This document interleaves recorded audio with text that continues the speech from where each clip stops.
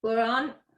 Thank you very much. So good morning, everybody, and welcome to our first VA cohort masterclass. It's really exciting to see so many of you here this morning. We have over 60 VAs booked on today, so it's a really exciting group, and I'm sure there's going to be lots of experience that we can share in the room. But we're here today to learn, and we've got lots to get through. So I'd just like to make big introductions first. So to the left of me is Dawn Owen. Give us a wave, Dawn. Hello. She's to my left on my. To the right, I've got Jamie. Morning. Hi, Jamie. So I'm personally delighted to, during this time, I've tried to make the most out of this situation, and I've just completed an intense training course to become an Asentiv Pro coach, and I'm really excited about that. To give you a little bit of background, so I actually sat the Asentiv Pro course in 2016 with the lovely Dawn, and it was a 10-week course. We went through the course together, and after the course I actually started what some of you may know as the PA Forum. The PA Forum has now grown into a network of over 800 virtual personal and executive assistants across the West Midlands. I also run the West Midlands PA Awards and also an annual learning and development conference for PAs, VAs and EAs. And I truly believe that all of that came from me sitting this Asentiv Pro content. Now you're going to get a little snippet into that world today. And what's really exciting is that on Friday at 10 a.m. we're going to have a follow-up Zoom to this, because we want you to go away today and we want you to have taken away so much that you can put all of these little pieces of nuggets of information into action and come back to us on Friday so we can hopefully celebrate some of your wins as well. There'll also be an additional task for you on Friday, so do come back, because we'll set in another task for you which will hopefully allow you to start getting more business in from next week as well. So Dawn's going to cover off the start of the workbook for us today. So without further ado, I'd like to introduce you everybody to Dawn. Good morning. I was going to say ladies. I think we are all ladies at the moment, obviously apart from Dan and Jamie, but they don't count. So yeah, so as Dan said, we want to try and give you loads of information today, but not just information, stuff that you can take away and implement into your businesses. So no matter how long you've been in business, you guys are all experienced at being a VA, organising everyone else, making sure that their businesses can fly because you're picking up the slack. What we want for you is to show you some ways that you can get more of the right kinds of clients into your business very easily using referral marketing, which we know is one of the most cost-effective ways of getting business into your business. And it's nice because it's about people, and it's not about banging heads with the wrong kind of people. It's about getting those right type of clients for you, the ones that, you know, when the phone rings or you get an email, you're like, oh yay, it's them, not oh god, it's Dan, what's he gonna want, you know, he's a pain, blah blah blah. We want nice clients to deal with. So in your workbooks, on the first sort of inside the cover, you've got your team, which is some circles. I'm just going to share my screen with you now. Just bear with me. Okay, so you should now be seeing a large version of that on your screens. So this is really how in our Asentiv program we help our clients to work out who they need in their network around them. Now we would say that most people have already got all the people they need to have some success with what we teach people around getting people into your network. So whether you're new in business and think you haven't got a lot of connections, I can assure you, you probably have got more than you think. So on the diagram, the dots, they're representing all the people that you currently know in your various types of networks. And you can see on the outside circle there, we've got 8 sources of referrals. Now, generally at this point, I would ask people, you know, what do you think is a great source of referrals? And most often than not, we get the answer, clients. So your clients can refer you to other clients, and that is 100% true, but it's not the best of those 8 sources. of those 8 sources of referrals, the very, very best source is so good, it gets a circle all of its own. So the next circle in you can see there is called the contact sphere. And this is a business that complements but doesn't compete with yours. So Jamie would say they don't take money out of the same pot that's reserved for you, because obviously we want them to be paying you guys first. So as a VA, let's think that could be someone like an accountant, for instance, because he might be able to recognise with his clients that they are unable to move further forward until they get some kind of support. It could be business coaches. They will certainly recognise the need for their clients to be able to outsource some things. So have a think about what other businesses could be in your contact sphere. So I'm going to give you that definition again. It's a business that complements yours but doesn't compete. Now, most VAs that I know, and I'm not experienced in the world of VAs like Dan is, but you know, there's some core parts of your business that I would imagine sort of email management, diary management, that kind of thing. But some of you might specialize in other areas as well, which would mean that your particular contact sphere professions could be slightly different. So have a think about what it is that you offer. And we're going to come back to that a little bit later. What services do you offer, and what kind of businesses complement yours but don't compete? So the next circle in from that is your personal power team. And these are people that would have been in your contact sphere, but you can form such a good relationship with them that you're regularly looking for referrals for each other. So they'll be the people in the contact sphere, but you've gone a little bit deeper. This model that you're looking at here, if that was a 3D model, it would be like a child's spinning top. So outer circle would be quite wide and quite narrow in depth, and then as it gets closer, it gets deeper into the more deeper into the relationship. So this isn't about spreading wider and wider and wider and getting more and more and more contacts and collecting more business cards when we used to be able to network in person, or more and more and more connections on social media. It's about starting to work with what you've got and really develop those relationships so that they can be bringing some good business your way. And then bang in the center there is the referral partner. So that's like your bullseye, if you will, the best of the best. You don't need many of these to make a significant impact on your business. We would normally say 3 to 5 to make your business thrive. We're like a little bit of a, I'm going to say rap because I'm more of a rap girl than a poem girl. So 3 to 5 referral partners can have a massive impact on your business. And I'm talking doubling and tripling your turnover in some cases. The clients that we've worked for, those are the kinds of results that they've seen. So this diagram is all about how we show our clients how to work what the 8 sources of referrals are for them, and then how to see who they've already got in those 8 sources, who they need to find, and then where are they going to drop them off in those circles. And then in our full program, what we do with them, we show them the activities they need to do to support all that, to make sure we've got the people in the right circles and that we're really activating those relationships in the way that I've described to bring more business into your business. So the further in that you get, the better and deeper the quality of the relationship, the better and more quality the kind of business that you're going to get from those people.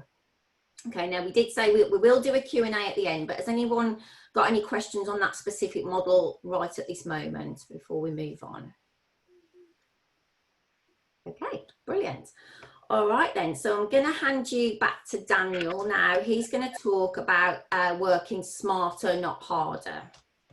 Yeah, fantastic. Thanks, Dawn. So just to give you a little bit of an example, I just wanted to give you an example of the spheres for me. So on this call today, we've got Yvonne, Helen and Caroline, who actually form the virtual assistant forum that I organise, our committee. So they, to me, are the most trusted contacts in terms of virtual assistants that I have in my network. So I know what each of them do, I understand fully what they do, and I can recommend them to clients as I'm talking to people as well. And it's only through deepening those relationships and being with them and spending time with them and understanding them that we've been able to actually build the VA forum together, which is why those relationships to me are really important.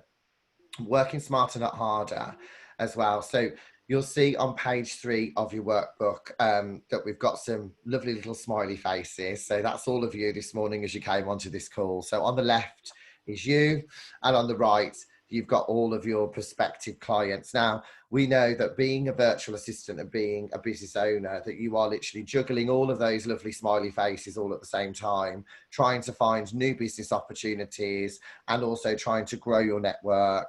You're also trying to do the job that you've been, that you've been contracted to do. You might be contracted to do a certain amount of hours. And if you get to capacity, how do you find those new opportunities?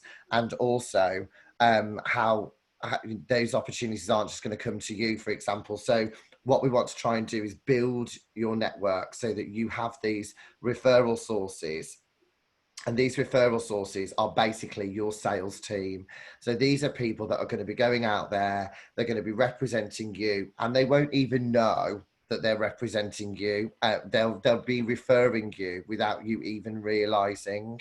And so what's really important is to find those referral sources who will be out there talking to people about you. They'll fully understand projects that you've completed in the past. They'll fully understand how long you've been in business and why you do what you do. They'll fully understand what your rates are, and are they out there finding business for you potentially that matches your rates? Are they able to sift through all of those people and find out whether that is the right ideal customer for you? And when these people are out there networking, because they'll probably be avid networks or they've got great networks around them, before you know it, they'll be recommending you all over, which is going to be great for you. And also, when you build those relationships with those people, you know that regardless of how much capacity you've got, those people are still going to be out there, still representing you and in the best possible light, because they fully understand everything that you're doing. So the most important thing is to work smarter, not harder. And you can see here that it could take potentially 8 hours to find one client. So you could have connected with somebody on LinkedIn initially. You might have seen that they've got this big demand, or that they might have put a post out there for struggling. I need some time. I need somebody to help me give some time back. And that's exactly what you would be able to do. But the competition out there is just so fierce. There's so many people doing what you do. How do you stand out from the rest? And by having those deeper relationships where people can recommend you and refer you, that is where you will ultimately save time and win those prospective clients as well. So it's really important to start thinking about those circles that Dawn was talking about, thinking about those referral sources. Who is it that you've got that can, fully understand you? Or maybe they just need you to touch base with them again and find out what you're doing at the moment. And they'll be able to then, just by simply ringing somebody, you could say, oh, I've been meaning to speak to you for a long time. Have you heard I'm doing this? Or have you heard about this? And before you know it, you've got opportunities coming up left, right and centre for you as well. So that's the smarter, not harder model. So we're now going to go over to Mr. Stewart, who will be, what's you covering off, Jamie? Sorry. 5 steps in the referral process. There it is. 5 steps to more consistent quality referrals. Thank you, Jamie. Just before we do that, when I first came across Asentiv, I was running a social media agency, and I spent all my time looking after clients, and very rarely did I have the time to go out and find new clients, because I was always busy doing stuff. And that's what it was, there's working smarter, not harder, that piqued my interest, really, to think that if I could just build a small team of people, that when they were meeting their clients and their people on a daily basis, if they knew me well enough and how to introduce me, that they could generate new business for me. And that was what sold me on finding out more about Asentiv. So if any of you have had referrals in the past, just cast your mind back. So people want to try and help you, but we've all had hopefully we've had some good referrals. We've all definitely had bad referrals. So people are so eager to please that they'll just introduce you to anybody, and you might have had So thinking about the working smarter, not harder, when you're doing your normal prospecting, and even when you get referred to somebody, you get a referral into somebody, and if they're really busy, that's probably why you're being introduced to them as VA, because they're busy people and they need some help. But because they're so busy, they're hard to get hold of, and they're not really too sure about why they should be speaking to you. But because Dan's introduced you to them, for example, they feel obliged to have a meeting with you. So whether that's like we used to do in the olden days and meet in person, or if it's on Zoom or a phone call, you eventually manage to get in touch with somebody and have a meeting with them, and you interrogate them a little bit to find out why they might need your help, because you don't really know, you've just been told to speak to this person. And then you go through the whole process. They feel obliged to say yes, so you go away and write a proposal for them and then chase them up, and it might be really hard to get in touch with them, but eventually they'll just say no because these 5 steps haven't been followed through. On the flip side, imagine the dream scenario. So if you work through these 5 steps, so Dawn, if you can just put them all on screen for me. Yeah. So the first one is trust. And on page 4 in your workbook, you just need to fill the blanks in, really. So it's the biggest step because it takes a lot of work to build trust with people. They need to understand that you're reliable, that you're good at what you do. And there's a number of ways that you can build and lose trust. So let's say you go to networking events, and if you're consistently turning up late, then people would imagine that that's how you're going to be if they introduce you to their best clients. So would I introduce you to my best client if there was some kind of risk that you weren't going to be amazing? So you've got to think about when you're meeting people and what other people say about you in terms of building trust. And when you say you're going to do something, that you do it. I'm assuming that because you're all still in business, you must be quite good at what you do. But just think about the people, and this is, when we're talking about everything today, we're not talking about doing this with everybody. We're talking about doing this with people that you think could introduce you to the right kind of people for you. So it's not anyone, it's the right kind of clients that you're looking for. So the first step in the process is building trust with people. Then you would have, if you go networking, you probably have one-to-ones with people, and that's when you start to share your business knowledge. And you need to think of that as a training course for people.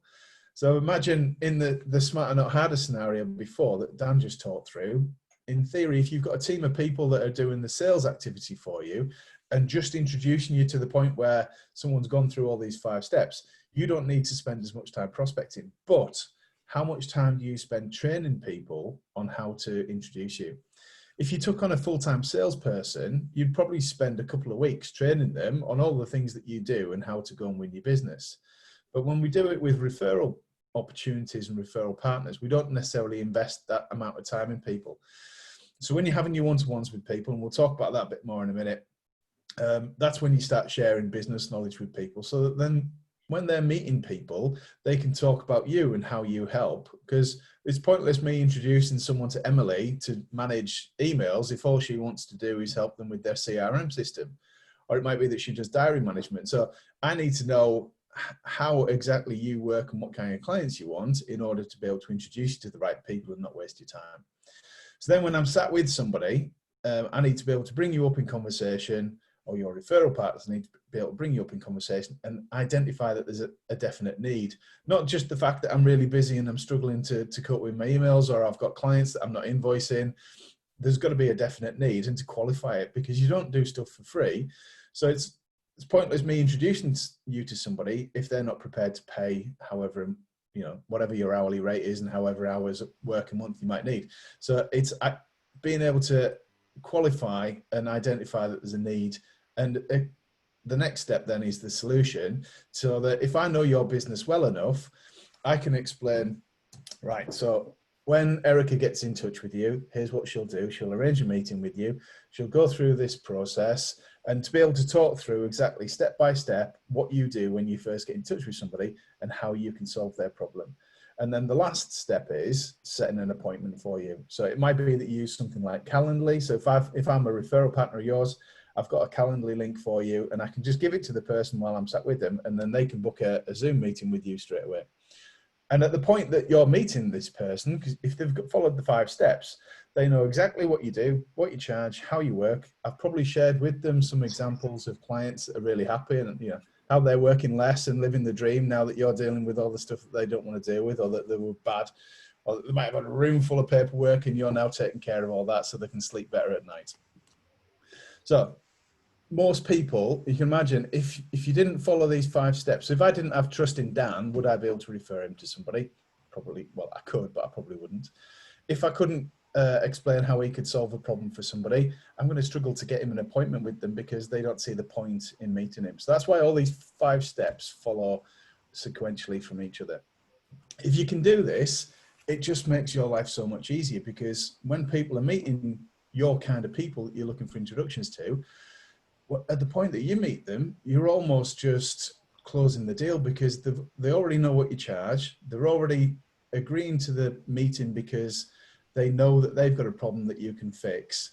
Someone's already talked about the money and how much it's likely to cost. And that, for some people, is quite an awkward conversation to have, because we know that we're great, but we don't necessarily want to ask people for money sometimes. So if somebody else is doing it at the point that they're introducing you, it just makes life so much easier for you. So those are the 5 steps in the referral process. And without any one of those, the whole thing can fall down. There is a 6th one that we sometimes talk about as well, which is following up, because we're all quite busy and we don't like to chase people, but you're dealing with really busy people. So you're going to be the one that's going to have to follow up with people and ask them to make a decision on it. So that's the steps in the referral process. So next, we've got some work for you guys. So we've got 4 tasks that we're going to talk you through now. And normally we run this during the course of a week and we do it 1 per day, but we've kind of done a condensed version of our week's challenge today. So we've got 4 tasks for you today, and then there's an opportunity for another one on Friday as well. So over to you, Dawn. Okay, yeah, so like Jamie said, we run this normally as a 5-day challenge. We give out 1 task per day. So we're going to, because you're VAs and you're awesome at multitasking, we thought we'd just give you 4 of them all in 1 day. And then we thought we could send you away. You can actually implement some of them and then come back on Friday for the 5th task and to share with us some of your successes. So the first one that I want to talk to you about is all about picking one. And what I mean by that is picking one element of your business to focus on. So we just said earlier, you know, there might be different things that you do, diary and calendar management, email management. You may do invoicing for some people, social media, document management, all sorts of things that you can do as a VA. And there may also be a variety of business types that you deal with. So depending on what your background is, you might have, have had a background in construction or property management, or you might want to focus on online businesses, or maybe you've got an affinity with coaches or HR or health and safety. What we would encourage you to do is to really focus down on niching into an area.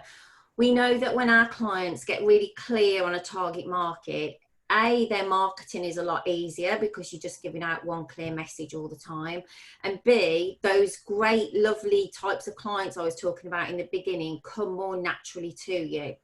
Now, believe me, we have a lot of pushback on this kind of thing.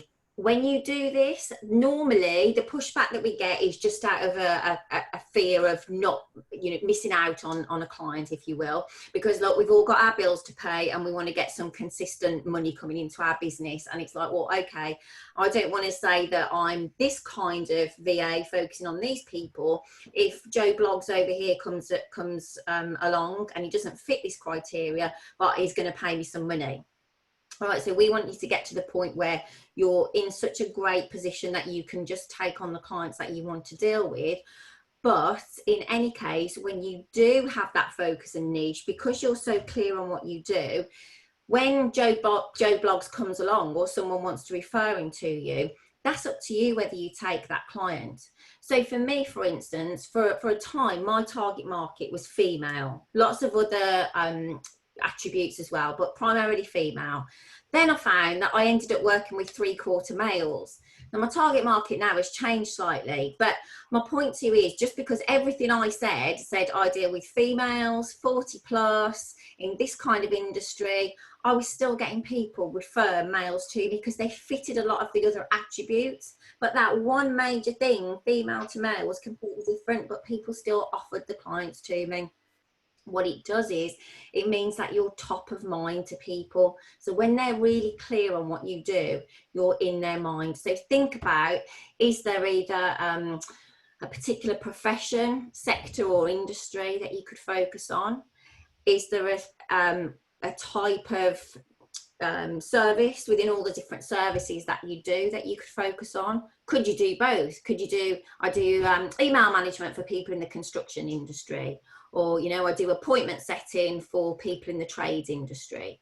It's completely up to you, but try and focus on that. And certainly for these tasks this week going forward, that's what we want you to do. We want you to pick one area of your business and focus on that. Now, if any of you, something naturally comes to mind now, if you want to pop that in the chat, so you can maybe help and inspire some other people. I know you're all very inclusive and into helping each other. If you've got an industry or one of your services that you're thinking, yeah, straight away, I know that's what I'm going to be focusing on, then pop that in the chat now. Now I've got to work the chat and the screen. So that's, here we go. Okay, so Emily says financial advisors, brilliant. Bookkeeping from Paddy, credit control, Caroline, coaches with Erica, freelance HR consultants, you're getting it, this is brilliant. Specialist education, social media in the logistics industry, Yvonne, I heart you, brilliant. No, I can't do that heart thing, by the way, but that's what I mean. That's the one. Management consultants, proofreading and editing for male consultants, Catherine, brilliant. Minuting from Helen, data processing, Fatima. Okay, Angela, really struggling to know what I want to focus on. All right, Angela, just unmute yourself a sec, Angela.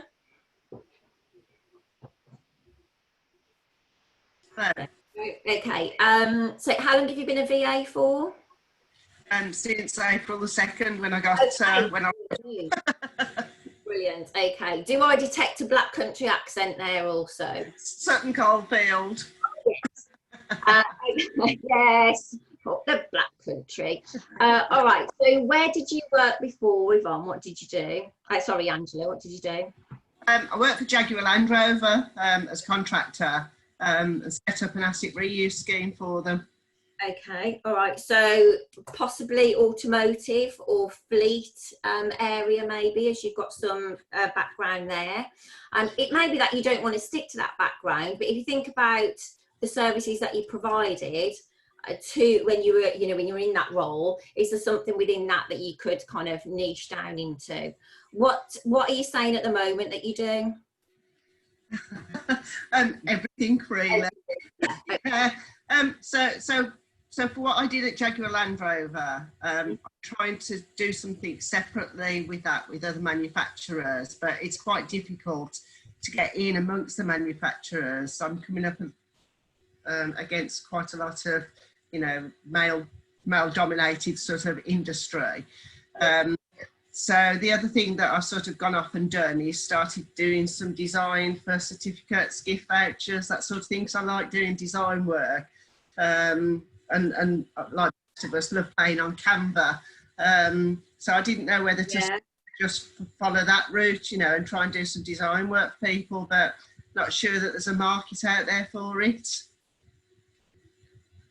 So my initial reaction to that is yes, there is, because I'm absolutely rubbish at doing that kind of stuff. Fortunately, I have the lovely Jamie, so I just go, can you, like, you know, do me a workbook or something, and that's his forte. And I think, you know, as things move online quite a lot, and quite a few industries are having to do something online now, and then there is a need for that kind of thing. So yeah, I think it's definitely something that you could explore, because a lot of people struggle with things, even just doing, you know, like Dan did his 3 Amigos thing, and I don't know how many of you saw Jamie's thing that he did, like a flashing, you know, calling all VAs type thing. Even something like that, I would struggle with that. You know, Jamie's great at it, but not many people are. We're good at what we do. You know, saying you guys are good at, and if you've got a skill there, but see how, if you, and this is for everyone, you know, if Angela put out there, you know, this is specifically what I do, I can do, you know, when you struggle with all those simple graphics, I can do those really easily for you, so they can focus on their business. For me, I think I definitely would explore that, especially if it's something that brings you joy and that you really enjoy doing as well. Because that's the important thing. When we all start working for ourselves, you'll think it's going to be like, hey, I'm going to have Fridays off, I'm going to have Mondays off, I'm going to spend all my time in the spa, And then, you know, actually what happens is it's hard work, you know, and no one talks about that.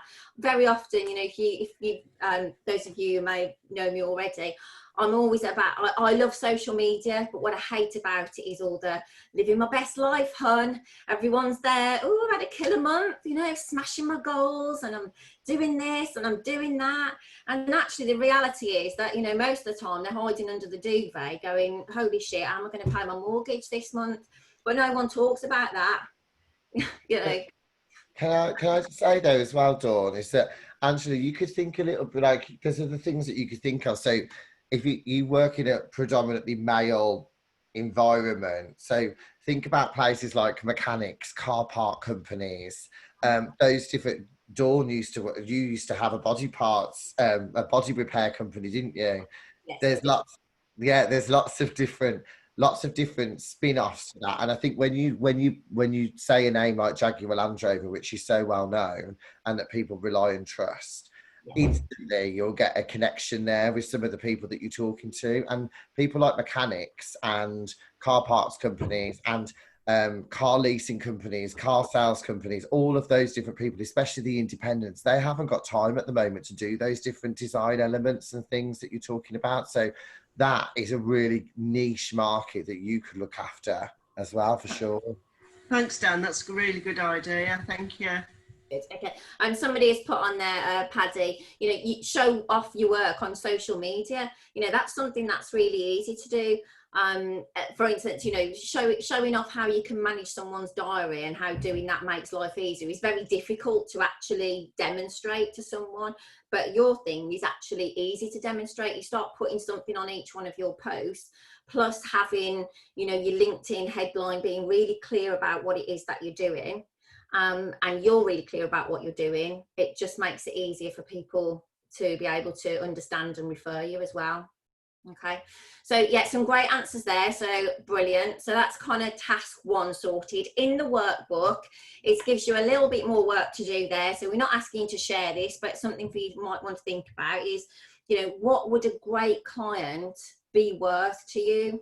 You know, and let yourself be aspirational here. You know, I talk a lot about these, you know, the great clients that we really want to deal with, rather than the ones that give us the feeling in the pit of our stomach. And we've all been there. I used to say in the olden days, you know, someone's waving their checkbook at me and I'm like, I've got to feed my kids and feed the dog and, you know, buy a new dress this month. I better take that client on. And I know in the pit of my stomach it's wrong, because I know that they're going to be a pain, or they're going to, you know, not do what I tell them to do and all that kind of stuff.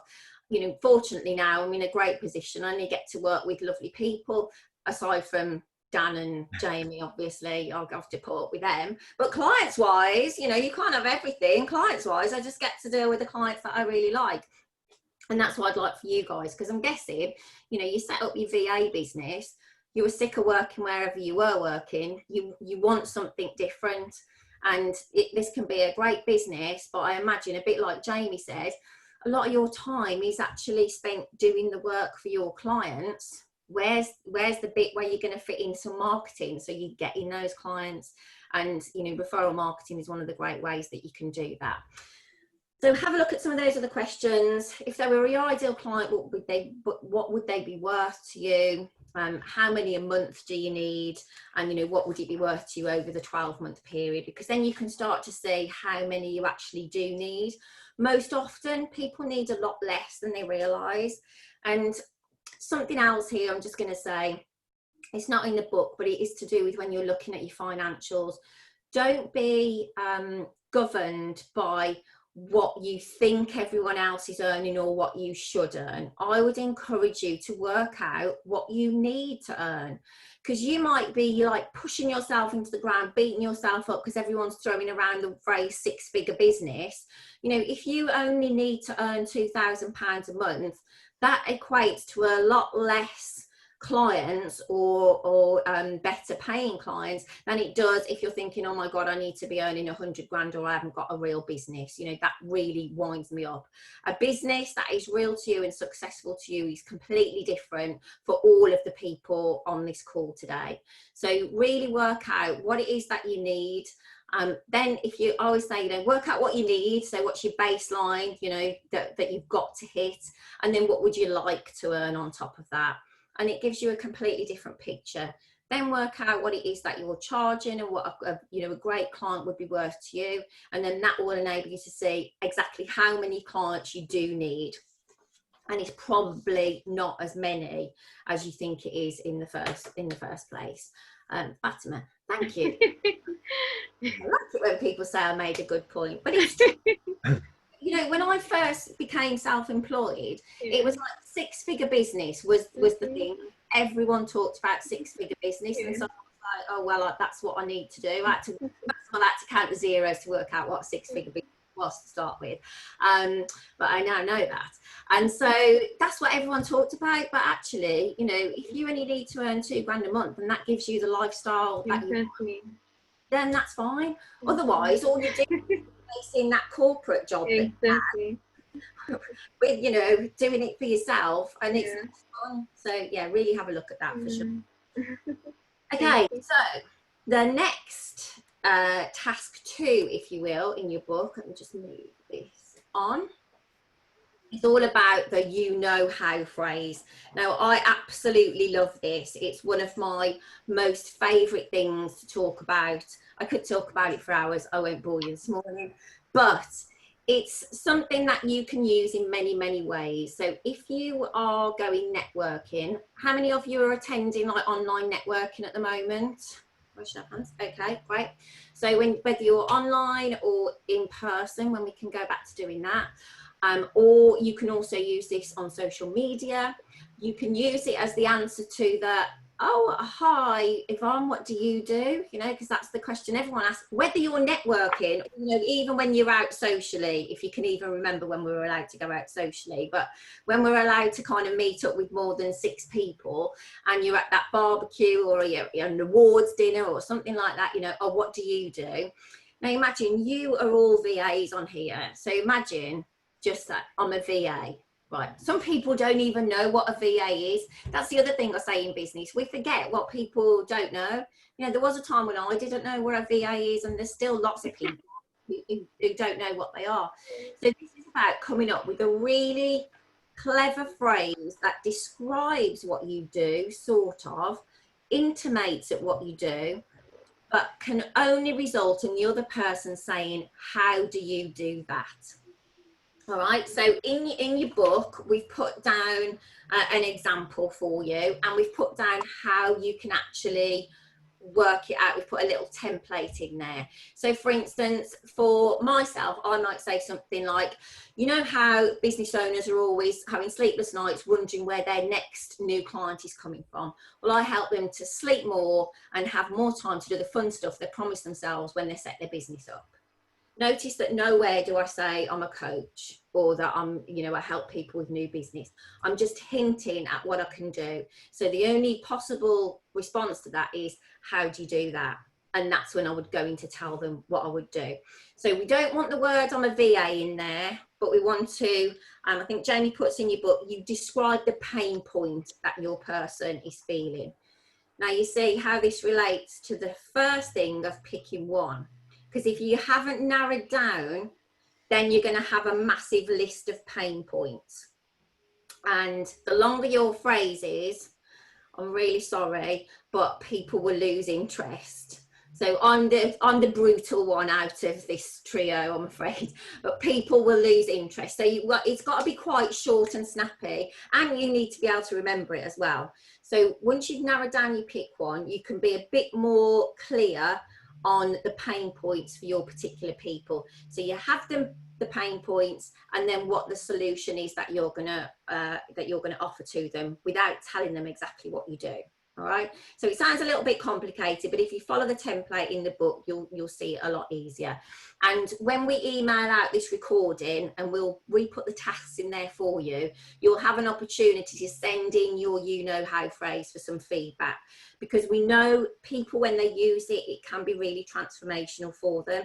So at the very least, it will give you more conversation. because instead of going, I'm a VA, or, you know, normally we've got loads of different businesses on here, so I can say this quite easily today, and I'm an accountant. It's the biggest conversation killer there is. You know, where do you go with that? I'm an accountant, you know. But if you were saying, well, actually, I help people keep more of their hard-earned cash in their pocket, then that's a little bit more interesting to people. Okay, so have a look at the template, see what you can do, send it in to us, we'll give you some feedback. You can use it quite simply when people ask what you do.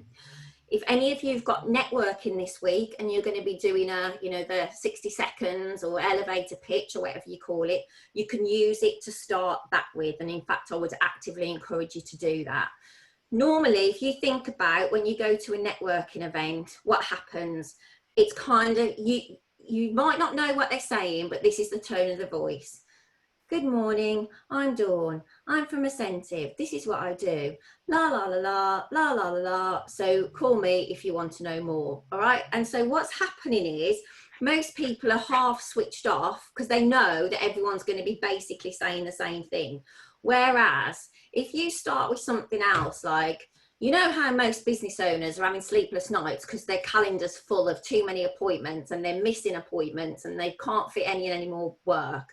I help them to smooth out the calendar and be able to manage their business a lot more easily. All right? No mention there of being a VA. Then you can go into, so I'm Jules, I'm from, you know, Jules' VA company, and this is what I do. So rather than start with your name and what you do, like everyone else does, start with your you know how phrase. You can also use it on social media. You can start a long form post with you know how. Here you can use a few more pain points because it's going to be in a written format, so it's a bit easier. But there are lots of ways that you can use that. And you'll see on the screen, we've got a lovely testimonial there from Lisa, who used this phrase on social media, on LinkedIn, I think it was, wasn't it, Jamie? And she got a reactivated client and a significant lead from social media. And I know she won't mind me saying that was worth £1,000 a month to her. So, you know, think about that. If you can push yourself out your comfort zone. When Jamie and I do these tasks, we do call it a 5-day challenge. So it does challenge people a little bit, but I promise you, if you put this stuff into action, you can see some results from it, and it could be significant for your business. I think that's me, isn't it? I think, is it over to you now, Jamie? Yes. So the next part is putting some of the stuff that we've talked about into play. So we have this thing that we call how are you calls, and it's really easy. It's easy to do, it's easy not to do. So the purpose of this is to ring some people that you think that you might either be able to do some business for or with, or that would be able to refer you to somebody that you'd like to work with. It's not a sales call, it's just a call to reconnect with people. And sometimes I think nowadays we would rather text somebody or email them. We'll do anything to avoid picking up the phone and just having a conversation with people. But this is to call people that you've not spoken to for some time. So it might be that they were a past client. It might be someone that you've passed referrals to in the past, but you're just ringing them to say, how are you? You might start with, I was thinking about you earlier, because you will have genuinely, you're not lying. You're going to put, you know, in the book, you're going to have to think about who you want to speak to. So ring them up and say, I was thinking about you earlier and I thought, I've not spoken to you for ages. I just thought I'd give you a call and say, how are you? So there's, so this is task 3 in the book, and it says, who will you call on page 12?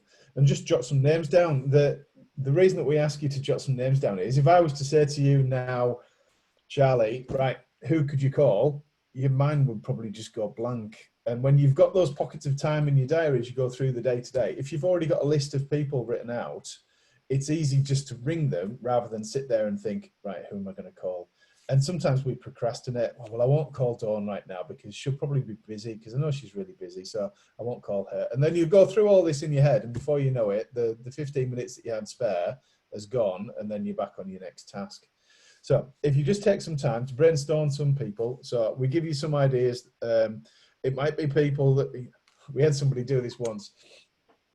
She called her mum, and she called her nan, and then she got voicemail off her sister. None of those people were going to pass her referrals or spend any money with her. So you've got to think about people who are likely to be able to refer you or might spend some money with you. So it could be a client that you've dealt with in the past and you've not spoken to for a while. Could be somebody that you've worked with. If, you know, Angela's recently started up a new business, you might call some people that you've worked with in the past to say, how are you? What are they going to say back? They're going to say, how are you? And then that's the opportunity to explain what you're doing. Well, you know how, and that's where you use your you know how phrase when people ask you what you're up to. So that's the purpose of that. Don't think of it as a sales call. You're only ringing to ask people, how are you? And just have a nice conversation with them. I had a client of mine who was in a different industry, runs a big electrical firm, and he'd been networking for 10 years. He was kind of my mentor when I first started it, and has won some major contracts, £1 million contracts from the networking that he does. He sat this with me earlier this year, and he's kind of like the perfect student, because I'd give him something to do and he would go and do it. So this week we set him the make some how are you calls. He did it and rang this guy that he's known for a long time but never done any business with, and had a great chat with him, arranged to go out and meet him for a beer on the call. And then 2 days later, he got a phone call back and said, would you be interested in doing some kitchen refurbishments for us for 3 commercial kitchens in a football club that were worth £10,000 each? The only reason he got those was because he rang this guy a couple of days before and said, how are you? And had a good conversation with him. It's surprising. So it brings you up to top of mind with people when you start doing that. And there's a thing called RAS, Reticular Activating System. And this is why we encourage people to be quite focused and work on one thing. If you say, I can do anything, or I'd like to speak to anyone, no one springs to mind. The more specific that you can be with this, the more likely it's going to be that someone's going to think of you when they come across something to then refer you.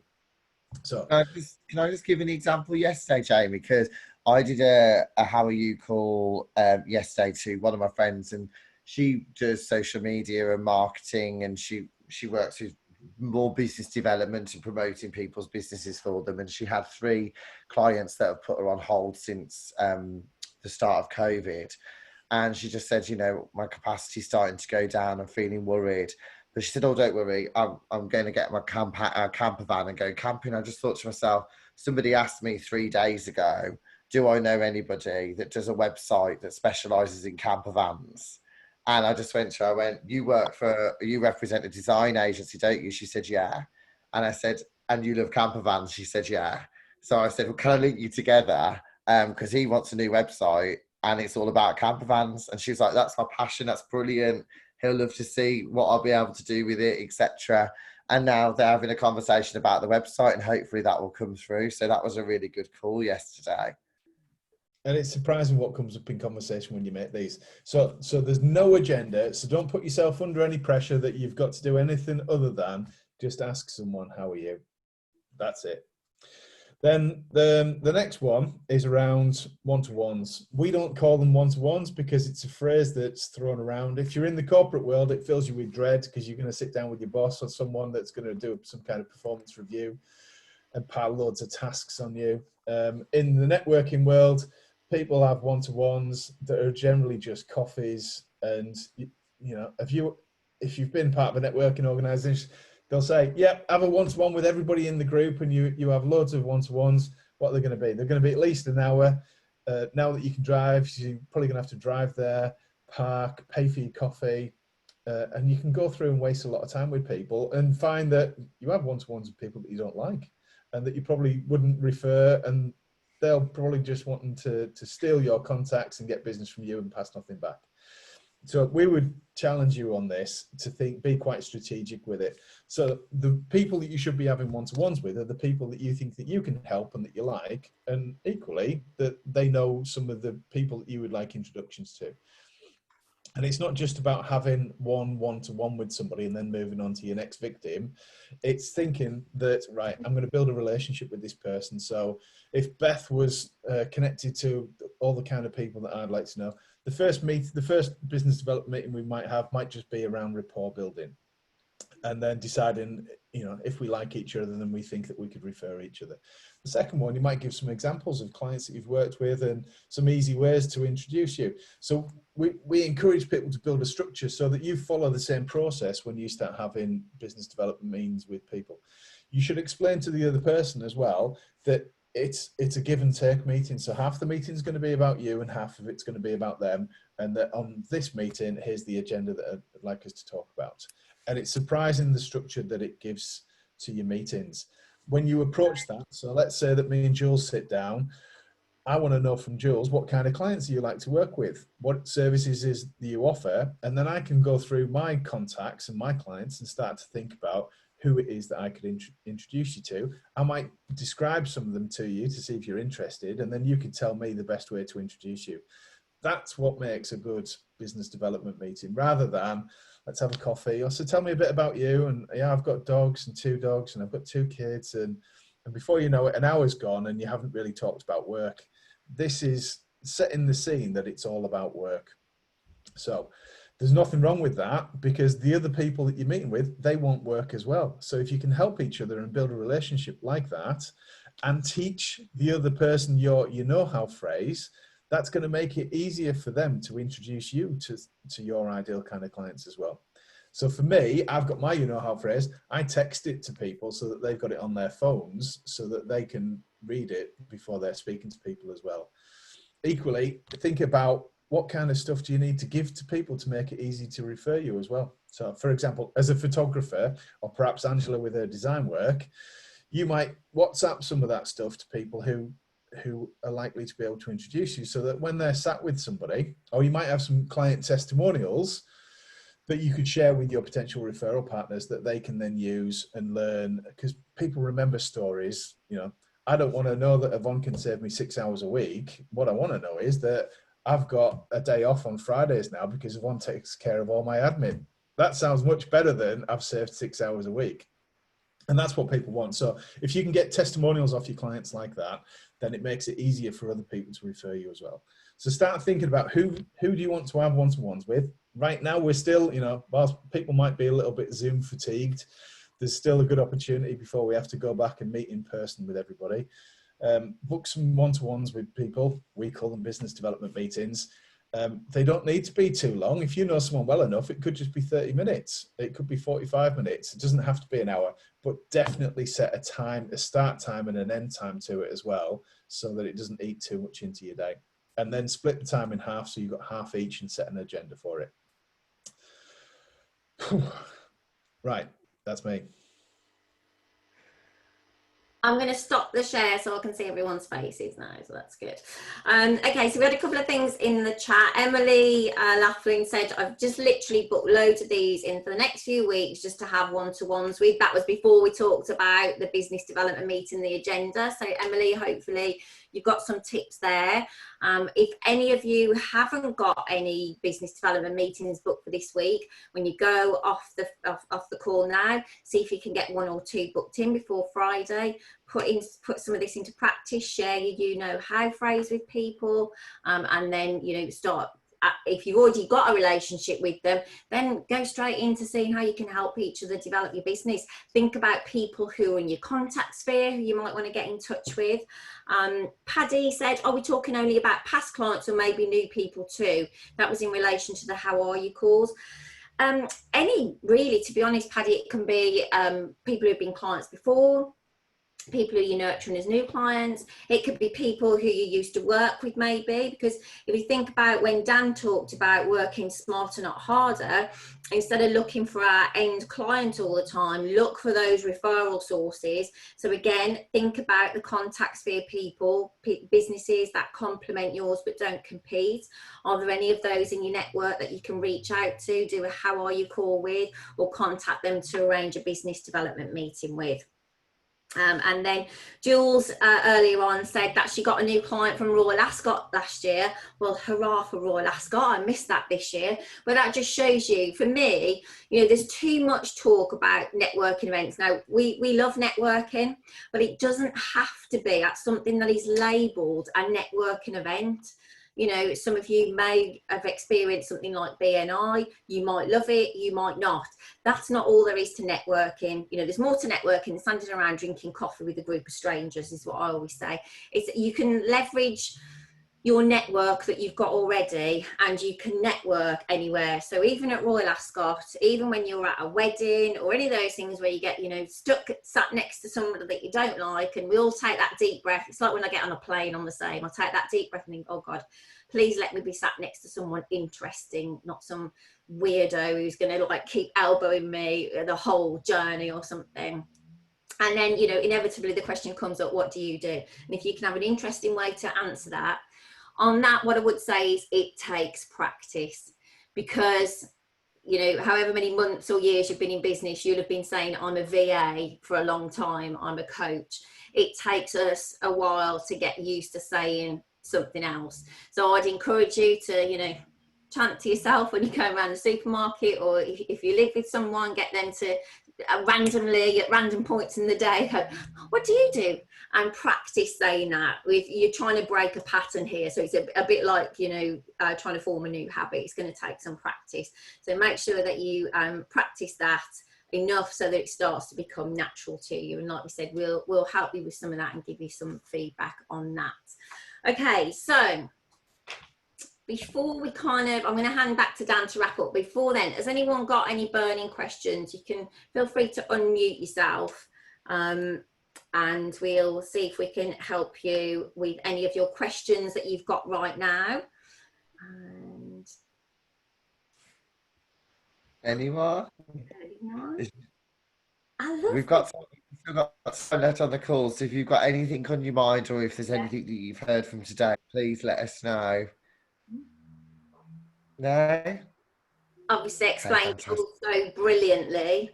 So what I would say is we always try to overestimate our calls anyway, because everyone's always thrilled when we finish early. But as you did have blocked out to 11:30, I'd encourage you to take the rest of the time to start work straight away. Because what happens, we're all fired up, you know, how many courses have you been on? How many conferences have you been to? Where you take the notes and you go, oh my God, that's an amazing idea.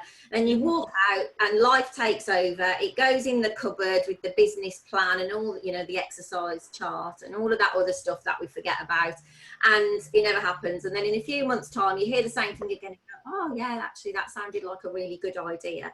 So, you know, take the time, no time like the present, get on and get doing with anything that you can straight away to move your business forward. You know, it does take hard work, but it doesn't have to be a hard slog.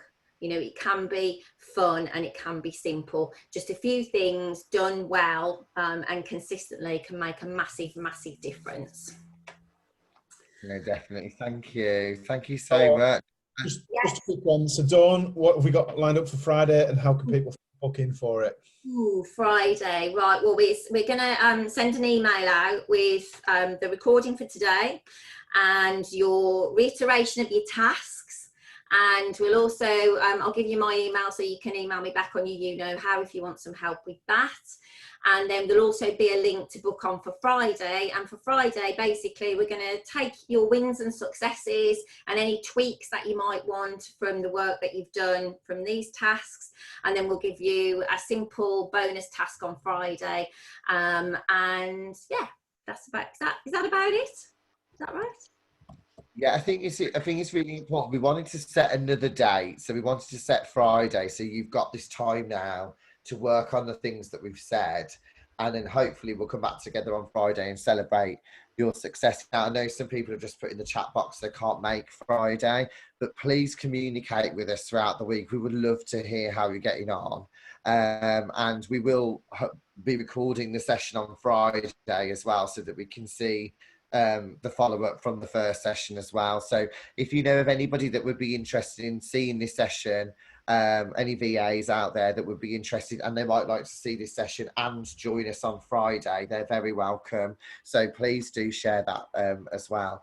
But I think you guys have got quite a bit to work on. So thank you so much for joining us today. It's been so good to see you. Really fantastic to see how interested everybody is. I can see this is a really popular topic for you.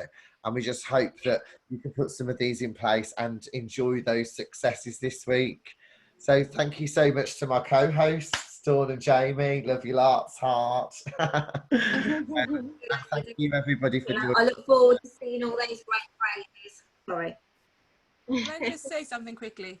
I've been working as a VA for a few years now, and I think this sort of course was really good to sort of bring it back a little bit, because you get stuck in your old ways, and there's so many new things that I've learned, and you know, so thank you. I really enjoyed it. Oh, brilliant. Okay, great. Fantastic. Thank you, Paddy. That's really lovely. Thank you.